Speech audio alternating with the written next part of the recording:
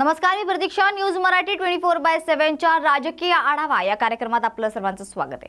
तर आजच्या या भागात आपण चर्चा करणार आहोत सध्या राजकीय वर्तुळात ज्या विषयाने खळबळ माजली आहे तो विषय म्हणजे प्रमोद महाजन यांच्या हत्येबद्दल.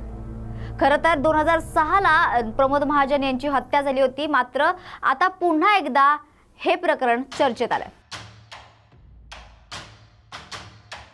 त्यांच्या परिवारातल्याच काही लोकांनी त्यांच्या हत्येबद्दल जे आहे ते खळबळजनक वक्तव्य केले आहे. त्या खळबळजनक त्यांचे खुलासे आहेत, त्यामुळे संपूर्ण राजकीय वर्तुळातच खळबळ माजली आहे. तर चला जाणून घेऊया राजकीय आढावा या कार्यक्रमात नेमकं काय प्रकरण आहे प्रमोद महाजन यांच्याबद्दल. तर भाजपचे ज्येष्ठ नेते प्रमोद महाजन यांची 22 एप्रिल 2006 रोजी त्यांचेच बंधू प्रवीण महाजन यांनी गोळ्या झाडून हत्या केली होती.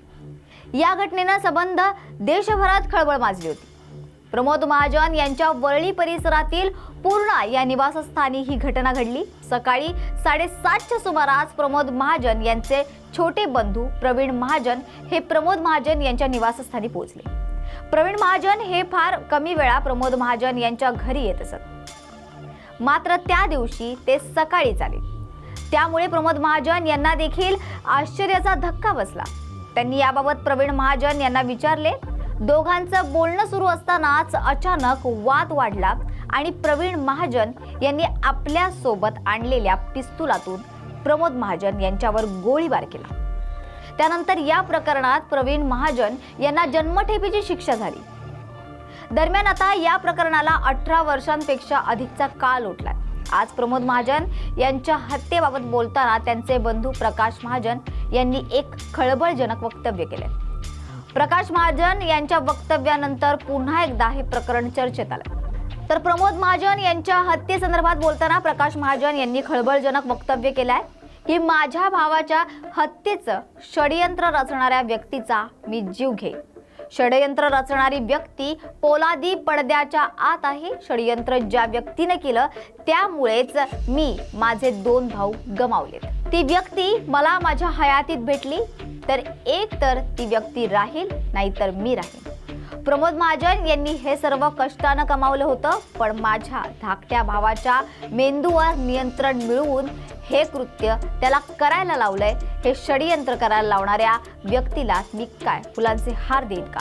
हे षडयंत्र बाहेर येऊ नये म्हणून घरातील माणसालाच हे कृत्य करायला लावलं, असा आरोप देखील प्रकाश महाजन यांनी यावेळी केला. तर प्रकाश महाजन यांनी केलेल्या या खुलासेनंतर आता आणखी एक मोठा खुलासा केला आहे प्रमोद महाजन यांची कन्या आणि माजी खासदार पूनम महाजन यांनी. तर त्या काय म्हणाल्या हे देखील जाणून घेऊया. तर प्रमोद महाजन यांची मुलगी आणि माजी खासदार पूनम महाजन यांनी वडिलांची हत्या ही कौटुंबिक बाब किंवा शत्रुत्व नसल्याचा दावा केला असून हे एक मोठं षडयंत्र असल्याचा दावा केला.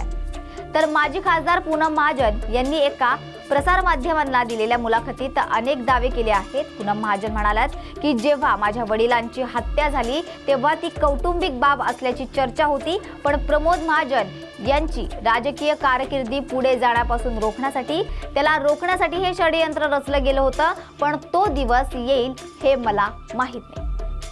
मी माझ्या कामाला प्राधान्य देते असेही पूनम महाजन यावेळी म्हणालात. तर दुसरीकडे पूनम महाजन यांच्या या दाव्यानंतर राजकीय वर्तुळातूनही प्रतिक्रिया येऊ लागल्यात. या संदर्भात माजी महसूल मंत्री एकनाथ खडसे म्हणाले की पूनम महाजन षडयंत्र असल्याचं सांगत असतील तर त्याची चौकशी झाली पाहिजे. त्यावेळी मी स्वतः प्रमोद महाजन यांच्या सोबत रुग्णालयात होतो. कौटुंबिक वादातून त्यांची हत्या झाल्याची चर्चा त्यावेळी सर्वत्र पसरली होती. त्यावेळी ही चौकशी करण्यात आली होती. या चौकशीत काहीही निष्पन्न झालेलं नाहीये असे खडसे यावेळी म्हणाले होते. पण पूनम महाजन यांनी हा दावा केला असेल तर सरकारने गांभीर्याने दखल घेऊन चौकशी करावी. ते म्हणाले की प्रमोद महाजन हे आमच्यासाठी मोठे मार्गदर्शक होते. त्यांच्या हत्येनंतर आम्हाला धक्का बसला होता. त्या धक्क्यातून आम्ही अजूनही सावरलेलो नाहीये. पूनम महाजन यांनी केलेल्या या गंभीर आरोपांनंतर भाजप नेते सुधीर मुनगंटीवार यांनी प्रतिक्रिया दिली आहे. मुनगंटीवार म्हणाले की त्यांच्याकडे काही पुरावे किंवा अशी कागदपत्रे असतील तर ती सरकारला द्यावीत. सरकार त्याची नक्कीच चौकशी करेल. कोणी दोषी असेल तर त्याच्यावर कारवाई केली जाईल असंही मुनगंटीवार यावेळी म्हणाले.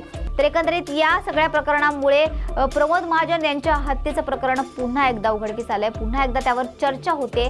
मात्र ही चर्चा कुठपर्यंत जाते याबद्दल काय निष्पन्न लागतोय याकडे सगळ्यांचंच लक्ष लागलंय. तर आजच्या खास रिपोर्टमध्ये आपण इथेच थांबत आहोत. मात्र पुन्हा भेटूया नवीन विषयाला घेऊन. तोपर्यंत पाहत रहा राजकीय आढावा फक्त न्यूज मराठी 24/7 वर. नवा भारत नवा विचार.